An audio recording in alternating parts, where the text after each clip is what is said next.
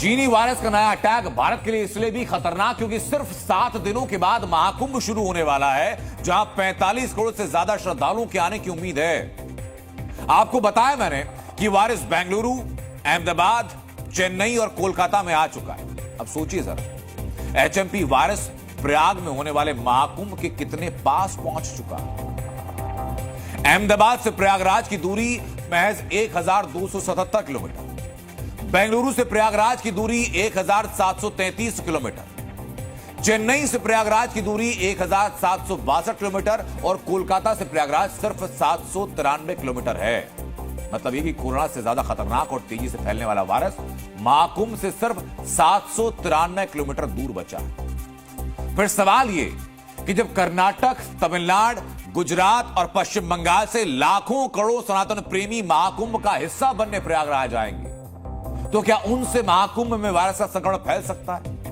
तो इस रिपोर्ट में दिखाता हूं आपको वायरस से बचाने के लिए महाकुंभ में कैसे महाकवच तैयार किया गया है।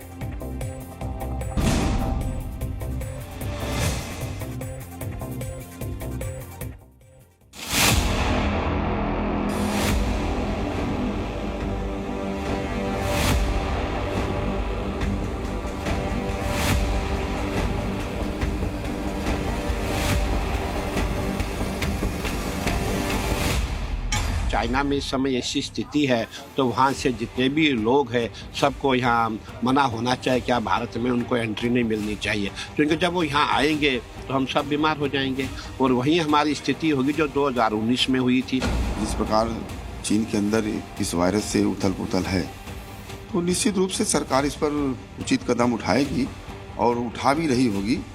लगातार सरकार स्क्रीनिंग भी कर रही होगी और मुझे लगता है सरकार जो भी निर्णय लेगी तो निश्चित रूप से इसे पूरे भारत के लिए, कुंभ मेले के लिए, सबके लिए आवश्यक होगा। उसी आधार पर सरकारें हमारी निर्णय लेगी। एयरपोर्ट पे हम लोगों के इंतजाम है। एयरपोर्ट में 24/7 हमारे डॉक्टर्स मौजूद हैं जो स्क्रीनिंग करेंगे किसी भी पेशेंट की जो सिम्टोमेटिक होगा, उसकी स्क्रीनिंग करेंगे। इतनी भीड़ आएगी तो कहीं कोई संभावना से हम इनकार नहीं कर सकते हैं, इसलिए हमें चाक चौबंद रहना पड़ेगा, हमें सतर्क रहना पड़ेगा। महाकुंभ 2025 में पहली बार ऐसा हो रहा है कि आईसीयू यहां पर बनाया गया है, लेकिन इसके बावजूद एक बहुत बड़ा खतरा है। कोरोना की बात करें, कोरोना जब फैला था तभी यहां पे बड़ी परेशानी का सामना करना पड़ा था, लेकिन अब चीन का एक और वायरस और इसके बाद महाकुंभ में भी लोग इस बारे में चर्चा कर रहे हैं। कैमरामैन विक्रम सोमवंशी के साथ शरद अवस्थी, जी मीडिया, प्रयागराज। इस मामले को लेकर के देश के स्वास्थ्य मंत्री क्या कह रहे हैं, वो भी जरा सुनिए।